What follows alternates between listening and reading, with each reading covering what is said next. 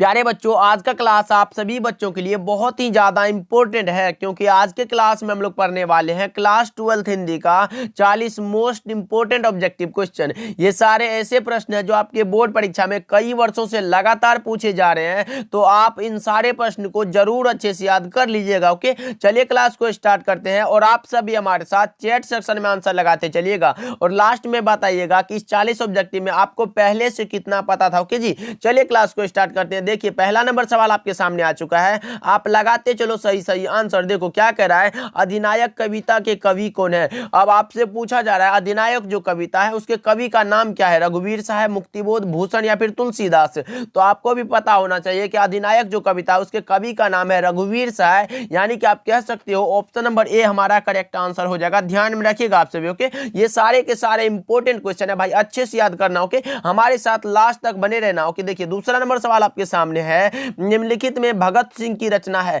अब कौन सी रचना है जो भगत सिंह की है, बताना है आप सभी को। संपूर्ण क्रांति, अर्धनारीश्वर, शिक्षा या फिर एक लेख और एक पत्र। पहले तो मैं बता दूं, संपूर्ण क्रांति जो है ये लोकनायक जयप्रकाश नारायण की रचना है। अर्धनारीश्वर पाठ के लेखक है राष्ट्र कवि रामधारी सिंह दिनकर जी। शिक्षा जो है ये जय कृष्ण मूर्ति की रचना है, लेकिन एक लेख और एक पत्र के रचनाकार का नाम है भगत सिंह, इसीलिए ऑप्शन नंबर डी हमारा करेक्ट आंसर हो जाएगा। इस क्वेश्चन का डी करेक्ट आंसर हो जाएगा जी, लगा लो आप सभी। ओके, चलिए देखिए तीसरा नंबर सवाल देखते हैं भाई, लगाते चलो सही सही आंसर, याद भी करते चलो। देखिए संध्या का विलोम क्या होगा, उल्टा शब्द पूछा गया आपसे से संध्या का। भाई संध्या मतलब होता है शाम और प्रातः मतलब सुबह होता है, यानी कि ऑप्शन नंबर बी हमारा क्या हो जाएगा, तो सही जवाब हो जाएगा। लगाते चलो। ओके, चलिए चौथा नंबर सवाल देखिए, अर्थ का विपरीतार्थक शब्द क्या होगा। अर्थ का उल्टा शब्द पूछा जा रहा है आपसे से, तो अर्थ का विपरीतार्थक शब्द होता है इति, यानी कि ऑप्शन नंबर डी हमारा राइट आंसर हो जाएगा, याद रखना। चलिए पांचवा नंबर सवाल देखते हैं क्या कर रहा है, चौराहा कौन सा समास है। चौराहा में समास पूछा गया है। चौराहा का अर्थ होता है चार गो राह, कौन सा भाई, द्वंद्व होगा, द्विगु होगा,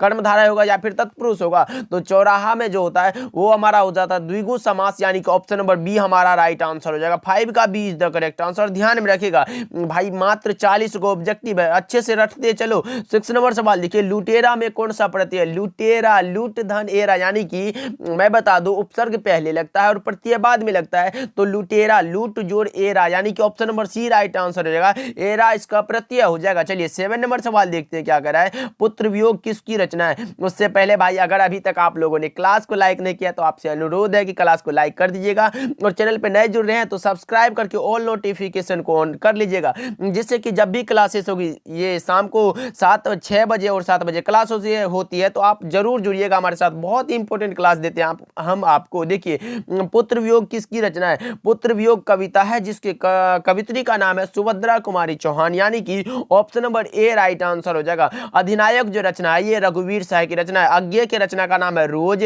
जो कि एक प्रकार का कहानी है। अशोक वाजपेयी की रचना का नाम है हार जीत, इसको भी याद रखना है। ओके, चलिए 8 नंबर सवाल देखते हैं आपके सामने है, मुक्तिबोध का जन्म स्थान कहाँ है। जन्म स्थान पूछा जा रहा है आपसे किसका, तो मुक्तिबोध का। गजानन माधव मुक्तिबोध पूरा नाम है। तो 8 का सही जवाब मैं बता दूं, श्योपुर ग्वालियर मध्य प्रदेश में इसका जन्म स्थान, यानी कि आप कह सकते हो option number C correct answer हो जाएगा। श्योपुर ग्वालियर मध्य प्रदेश, यानी कि श्योपुर ग्वालियर नहीं लिखा गया है, मैं बता रहा हूं, अच्छे से याद रखिएगा। चलिए 9 नंबर सवाल देखिए क्या कह रहा है, पलटन का विदूषक कौन था। भाई पलटन का विदूषक कौन था, तो वजीरा सिंह, कौन सा, option number C right answer हो जाएगा। 9 का C is the correct answer, ध्यान में रखिएगा। चलिए 10 नंबर सवाल देखिए आपके सामने आ चुका है, सिख राइफल्स के जमादार लहना सिंह का नंबर क्या था। यह भी क्वेश्चन आपके बोर्ड एग्जाम में आया हुआ सवाल है, तो लगाओ सही जवाब क्या होगा। सिख राइफल्स के जमादार लहना सिंह का नंबर था 77, यानी कि option number A right answer हो जाएगा। 10 का is the correct answer. 11 number सवाल देखिए, नायक का संधि विच्छेद क्या होगा। संधि विच्छेद पूछा जा रहा है जी, लगाओ सही जवाब क्या होगा। और संधि विच्छेद से आपके बोर्ड एग्जाम में 2 से 3 4 भी ऑब्जेक्टिव दिए रहते हैं। नायक का संधि विच्छेद होता है न जोर अक, कौन सा, नौ पर डबल एकर और अक हो जाएगा, यानी कि ऑप्शन नंबर बी हमारा करेक्ट आंसर हो जाएगा। 12 नंबर सवाल देखिए क्या कर रहा है, संपूर्ण क्रांति का नारा किसने दिया था। लगाओ सही जवाब क्या होगा। संपूर्ण क्रांति जो पाठ है वो नारा किसने दिया था, दिनकर जी, बालकृष्ण भट्ट या फिर जयप्रकाश नारायण या फिर मोरारजी देसाई। दिनकर जी तो भाई नहीं दिया था, तो यह दिया था किसने, तो लोकनायक जयप्रकाश नारायण ने, यानी कि ऑप्शन ऑप्शन नंबर सी हमारा करेक्ट आंसर हो जाएगा। जयप्रकाश नारायण को समाज सेवा के लिए 1965 ईस्वी में, कब 1965 ईस्वी में मैग्सेसे सम्मान दिया गया था, और 1998 ईस्वी में, कब 1998 ईस्वी में भारत रत्न की उपाधि भी दी गई थी। दोनों को भाई याद रखना, ये दोनों पुरस्कार जो है बहुत ही इंपॉर्टेंट है, आपके बोर्ड परीक्षा में पूछा जा सकता है। ओके, 13 नंबर सवाल देखिए आपके सामने है, कौन सी रचना जगदीश चंद्र माथुर की है? निम्नलिखित में कौन सी रचना है जो जगदीश चंद्र माथुर की है? बातचीत पाठ के लेखक का नाम है बालकृष्ण भट्ट। ओ सदानेरा जो जगदीश चंद्र माथुर की रचना है। तिरिच जो है एक प्रकार का कहानी है, और यह तिरिच कहानी के कहानीकार का नाम है उदय प्रकाश, और हंसते हुए मेरा अकेलापन जो है एक प्रकार का डायरी है, और मलियज के द्वारा दिया गया है। इसीलिए आप कह सकते हो कि ओ सदानेरा पाठ के लेखक है Jagdish Chandra Mathur. Option number B हमारा करेक्ट आंसर हो जाएगा। 13 का B is the correct answer, ध्यान में रखिएगा। चलिए 14 नंबर सवाल देखते हैं क्या कह रहा है। बालकृष्ण भट्ट किस काल के रचनाकार है? लो जी देखो कितना हलवा सा क्वेश्चन है भाई, एकदम हलवा को जैसे तुरंत खा जाते हो ना, उसी प्रकार का क्वेश्चन है कि बालकृष्ण भट्ट किस काल के रचनाकार है। लो जी, बालकृष्ण भट्ट जी भारतेंदु युग के महान कवि हैं और आधुनिक काल के अंतर्गत आते हैं, यानी कि ऑप्शन नंबर डी हमारा करेक्ट आंसर हो जाएगा। आदिकाल, भक्तिकाल, रीतिकाल ये सब तो नहीं होने वाला है। ओके, चलिए 15 नंबर सवाल देखिए क्या कह रहा है। रंगून कहां है भाई? रंगून कहां है? तो वर्मा में है। ऑप्शन नंबर बी हमारा राइट आंसर हो जाएगा। 15 का बी करेक्ट आंसर हो जाएगा। 16 नंबर सवाल देखते हैं क्या कह रहा है। ज्ञानपीठ पुरस्कार से सम्मानित रचना, ज्ञानपीठ पुरस्कार ये जो रचना है ये रामधारी सिंह दिनकर के द्वारा रचित है। रामधारी सिंह दिनकर को संस्कृति के 4 अध्याय पर साहित्य अकादमी और उर्वशी पर जो है भारतीय ज्ञानपीठ पुरस्कार दिया गया था। तो यहाँ पूछा क्या जा रहा है ज्ञानपीठ पुरस्कार, तो आप कह सकते हो उर्वशी पर दिया गया था। ऑप्शन नंबर ए हमारा करेक्ट आंसर हो जाएगा। अगर पूछता कि रामधारी सिंह दिनकर को किस रचना पर साहित्य अकादमी का पुरस्कार दिया गया था, तो वो दिया गया था संस्कृति के 4 अध्याय पर। दोनों को भाई याद रखिएगा। ओके, चलिए 17 नंबर सवाल देखिए क्या कर रहा है। कामचोर कौन सा समास है? भाई देख सकते हो मैं एक ही क्वेश्चन से कितने सारे बता रहा हूं, जिससे कि रिलेटेड कोई भी क्वेश्चन पूछे तो आप छोड़ के ना आना एग्जाम में। देखो जी, कामचोर कौन सा समास है जिसमें कारक चिन्ह लगा हो, भाई उसी को तो हम लोग कौन सा तत्पुरुष समास कहते हैं। तो option number C B correct answer हो जाएगा, क्योंकि कामचोर काम से चोर है, तो ऑप्शन नंबर बी लगा लो ना जी, राइट आंसर हो जाएगा। 18 नंबर सवाल देखिए। जयप्रकाश नारायण के अनुसार देश का भविष्य किसके हाथों में है? भाई नई पीढ़ी के। कौन सा? ऑप्शन नंबर बी हमारा करेक्ट आंसर हो जाएगा। 18 का B is the correct answer, ध्यान में रखिएगा। चलिए 19 नंबर सवाल की ओर बढ़ते हैं। देखो जी आपके सामने है, लगाते चलो सही आंसर क्या होगा। बुद्ध और महावीर ने नारियों को कौन सा अधिकार दिया? भिक्षुणी होने का। कौन सा?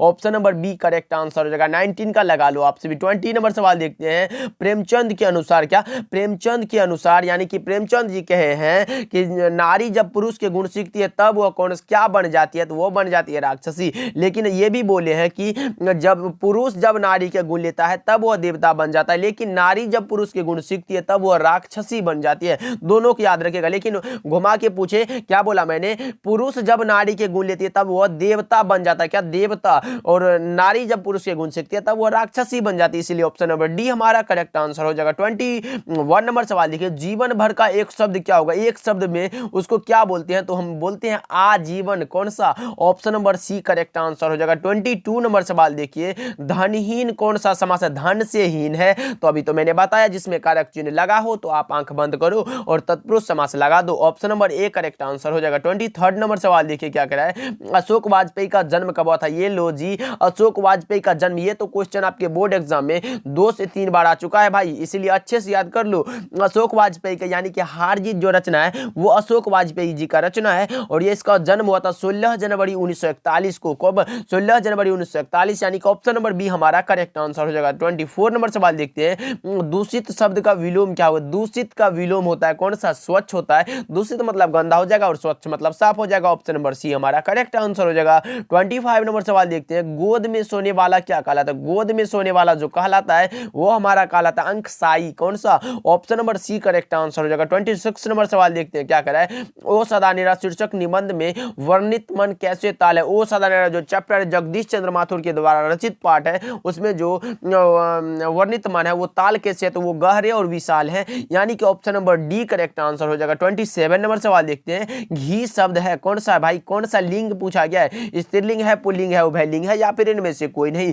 27 का सही जवाब मैं बता दूं घी शब्द में पुल्लिंग है, option number B right answer हो जाएगा। 28 नंबर सवाल देखते हैं क्या कह रहा है, अज्ञे जी की पहली कहानी कब प्रकाशित हुई थी, अज्ञे की पहली कहानी प्रकाशित हुई थी कब, 1924 ईस्वी में। कब, 1924 में, यानी कि ऑप्शन नंबर बी हमारा सही जवाब हो जाएगा। 29 नंबर सवाल देखते हैं, मैं नास्तिक क्यों, यह लेख किसका है भाई, मैं नास्तिक क्यों, यह है एक लेख और एक पत्र के रचनाकार भगत सिंह का रचना है, इसीलिए ऑप्शन नंबर कौन सा, option number A correct answer हो जाएगा। चलिए 30 नंबर सवाल देखते हैं क्या कह रहा है, मात्र 10 गो ऑब्जेक्टिव और बचाए भाई, अच्छे से याद करते चलो। तिनकठिया प्रथा का संबंध किससे है, तिनकठिया प्रथा का जो संबंध है वो है नील की खेती से, यानी कि ऑप्शन नंबर डी हमारा सही जवाब हो जाएगा। 31 नंबर सवाल देखते हैं क्या कह रहा है, मानक बिस्नी से दूध की जगह क्या मांगता है, मानक बिस्नी से दूध की जगह क्या मांगता है भाई, कौन सा, पानी मांगता है, यानी कि option number A right answer हो जाएगा। 32 नंबर सवाल देखते हैं क्या कह रहा है, देखो जी आपके सामने है, निम्नलिखित में कौन सी रचना मोहन राकेश की है, लो जी ऑप्शन ए में जो दिया गया सुखमय जीवन ये हमारा रचना है गुलेरी जी, यानी कि चंद्रधर शर्मा गुलेरी की। रसातल यात्रा ये बालकृष्ण भट्ट की रचना है। हारे को हरिनाम जो है रचना ये दिनकर जी की रचना है, लेकिन न आने वाला कल जो रचना है ये हमारे मोहन राकेश जी की रचना है, यानी कि ऑप्शन नंबर सी हमारा राइट आंसर हो जाएगा। 32 का C is the correct answer, ध्यान में रखिएगा आप सभी। ओके चलिए 33 नंबर सवाल देखिए, नाभा दास का काव्य क्षेत्र था कौन सा, Vrindavan, option number C right answer हो जाएगा। ओके चलिए 34 नंबर सवाल देखते हैं क्या कह रहा है, आकाश पाताल एक करना मुहावरे का अर्थ क्या होगा, आकाश पाताल एक कर देना यानी कि बहुत परिश्रम करना, कौन सा, कठिन परिश्रम करना, ऑप्शन डी हमारा राइट आंसर हो जाएगा। 35 नंबर सवाल देखते हैं आपके सामने आ चुका है, हाथ का मैल होना, क्या, हाथ का मैल होना मुहावरे का अर्थ क्या होगा, हाथ का मैल होना यानी कि तुच्छ होना, कौन सा, ऑप्शन नंबर सी हमारा राइट आंसर हो जाएगा। 35 का C is the correct answer. Okay चलिए 36 नंबर सवाल देखते हैं, नामवर सिंह का जन्म कब हुआ था, नामवर सिंह का जन्म पूछा जा रहा है आपसे विषय, तो 36 का सही जवाब आप बताओगे तो मैं बता दूं 28 जुलाई 1927 को हुआ था, यानी कि ऑप्शन नंबर डी हमारा राइट आंसर हो जाएगा। ओके चलिए 37 नंबर सवाल देखते हैं, कविता के नए प्रतिमान कब प्रकाशित हुई थी, मैं बता दूं कविता के नए प्रतिमान के लेखक का नाम है नामवर सिंह, क्या, नामवर सिंह को कविता के नए प्रतिमान जो रचना इस पर साहित्य अकादमी का पुरस्कार दिया गया था 1971 ईस्वी में, यानी कि कविता के नए प्रतिमान जो प्रकाशित हुआ था वो हुआ था 1968 में, और नामवर सिंह को इस रचना पर 1971 ईस्वी में, कब, 1971 में साहित्य अकादमी का पुरस्कार दिया गया था। ये भी आपके बोर्ड एग्जाम में आया हुआ सवाल है। ओके चलिए 38 नंबर सवाल देखिए, नामवर सिंह की मृत्यु कहाँ हुई थी, तो दिल्ली में, option number A correct answer हो जाएगा। 39 नंबर सवाल देखते हैं, जूठन क्या है भाई, ये तो क्वेश्चन बार बार आता है आपके बोर्ड एग्जाम में, लो जी बहुत ही ज्यादा इंपॉर्टेंट है। जूठन क्या है, निबंध है, आत्मकथा है, कहानी या फिर उपन्यास है, तो मैं बता दूं जूठन जो है ओम प्रकाश वाल्मीकि के द्वारा रचित एक प्रकार का दलित आत्मकथा है, यानी कि ऑप्शन नंबर बी हमारा राइट आंसर हो जाएगा। ओके ध्यान में रखिएगा आप सभी। चलिए 40 नंबर सवाल देखिए, और आज का क्लास का लास्ट सा सवाल है, लगाओ सही जवाब क्या होगा, ओम प्रकाश वाल्मीकि की माता का क्या नाम था, माता जी का नाम पूछा गया है, पार्वती देवी, मकुंदी देवी, मनरूप देवी या फिर फुलरानी देवी, तो इसका करेक्ट आंसर हो जाएगा कौन सा भाई, मकुंदी देवी, ऑप्शन नंबर बी हमारा करेक्ट आंसर हो जाएगा। ये पार्वती देवी जो है ये बालकृष्ण भट्ट की माता जी का नाम है, मनरूप देवी ये रामधारी सिंह दिनकर की माता जी का नाम है, फुलरानी जो है ये जयप्रकाश नारायण की माता जी का नाम है। इसको भाई अच्छे से रट लीजिएगा। ओके बहुत ही ज्यादा इंपॉर्टेंट था जो मैंने आपको करा दिया, तो अब आप बताना, यानी कि अब आपका दायित्व है कि इन सारे प्रश्नों को आप कैसे याद करते हो, जैसे भी करो बस याद कर लो भाई, बहुत ही ज्यादा इंपॉर्टेंट क्लास था आज का। तो अब आप कमेंट करके बताओ कि इस 40 ऑब्जेक्टिव में आप कितना सही कर पाए, और आज का क्लास आप सभी को कैसा लगा जरूर कमेंट करिएगा, मुझे आपका कमेंट का इंतजार रहेगा, जरूर कीजिएगा कमेंट कैसा लगा आज का क्लास। मिलते हैं अगले क्लास में।